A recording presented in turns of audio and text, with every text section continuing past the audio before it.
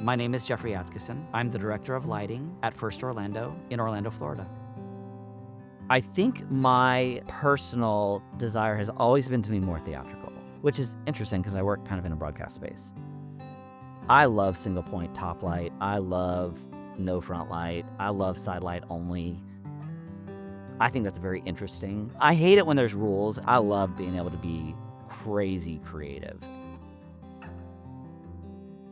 Design for House of Worship has changed a lot. Right now, what we're seeing in regards to design in House of Worship, I think is a very clean palette, which wasn't necessarily what was done in the past. It was more that rock and roll in your face kind of thing. We're doing things now where I had a night of worship where it was one look the whole night.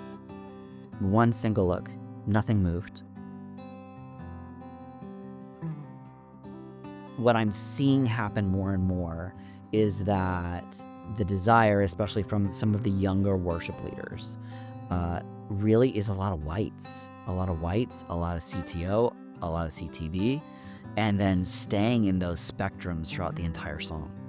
It's been a very interesting season from that standpoint. Our pastor likes to walk. In fact, he likes to walk everywhere. The sermon look at First Baptist Church Orlando, it is pretty much 5-point lighting, and it's a wash. I've got 2 45s coming from the front. I've got one from the back, and I have 2 side. I actually wish I had footlight too, as a kicker.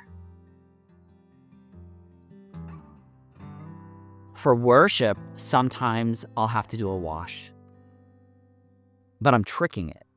So I'll do a 3-point system so that I can do a wash across the stage, but I'm running it crazy low. Like 30%, 20% low. So I'm doing a key fill and then back, but they're all the same color temperature. So it's not a true key fill, it's more just key. I like to have the front line lit just a little bit brighter than the upstage group. Now, if the choir is a major part, the choir is lit very differently, still to create some separation. And then I can adjust those levels based on what it looks like, because we're a video venue as well, and we're streaming everything. So it needs to look good for broadcast as well.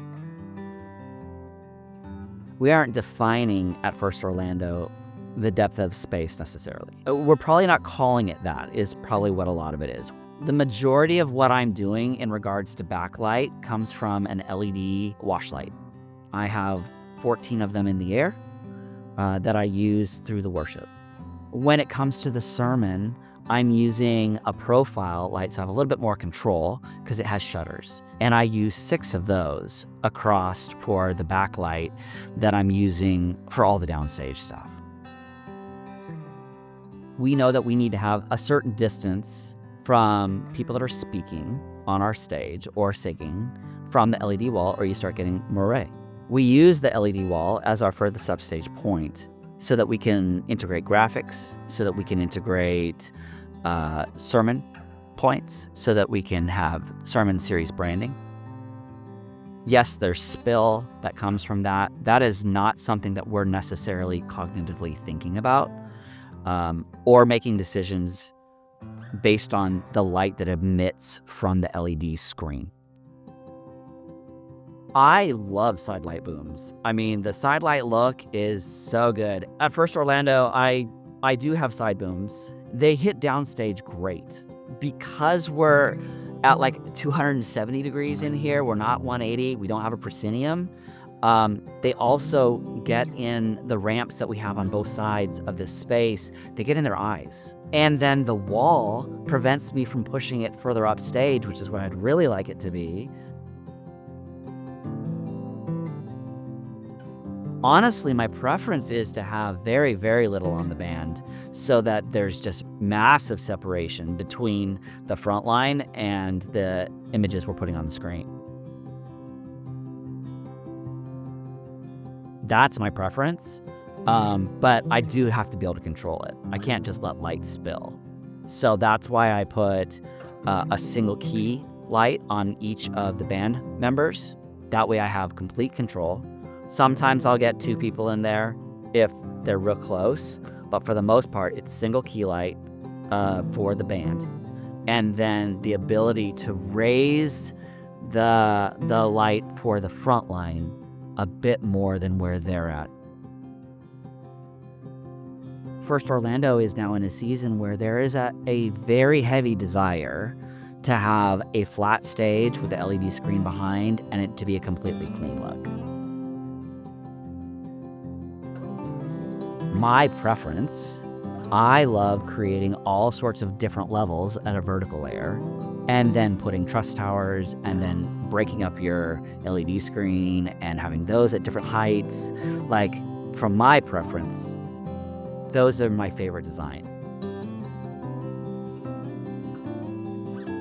But there's also something to be said to having your band elevated just a little bit and then being able to have a flat stage and using this 80-foot wide screen behind me to its fullest extent.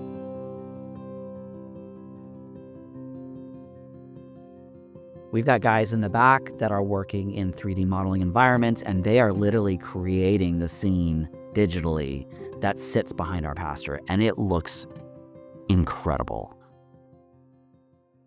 You know, the thing that I love about infrastructure is that even though it's not sexy, for the most part, you buy it once. So in 2015, I was not here, but I was still attending here, and we went through a really big renovation for the worship center. What we got out of the renovation was a whole series of soca ports that are down here that then go up into the attic, and just infrastructure. I know it's a lot harder sell for the infrastructure because people don't see it. When you spend the money on the infrastructure first, you can fill it out later, which is what we chose to do. One thing you need to think about is that it's cheaper to put conduit into the walls before you put the drywall on.